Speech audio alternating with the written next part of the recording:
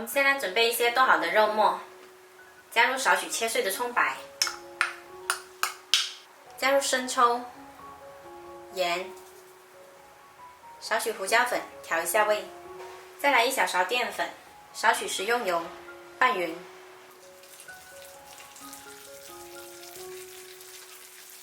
我还买了一些盐卤豆腐，也叫老豆腐，从中间给它切一刀，分成2块。拿个勺子呢，在豆腐中间挖个小坑，等会可以往里面填肉馅。坑挖的深一点，填的肉馅就多一点。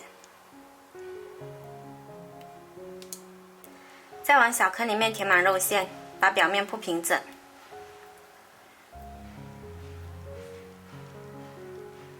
然后我们来起锅热油，油温6-7成热的时候呢，把豆腐放进来炸。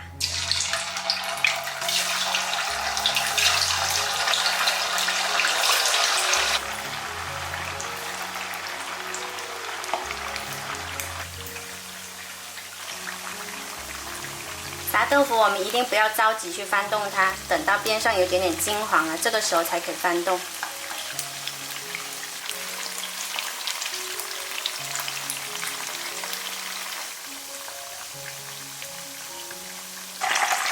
炸到表面有点微微金黄就可以夹出来，沥干油。炸好了，我们就可以来装盘。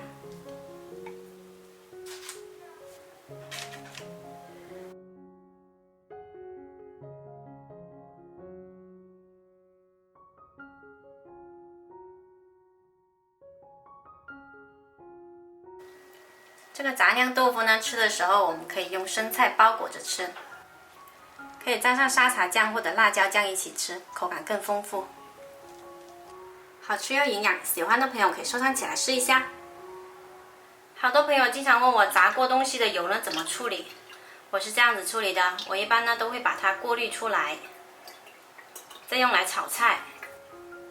但是呢，不要反复用来炸东西，这样吃着不健康。用来炒菜是可以的，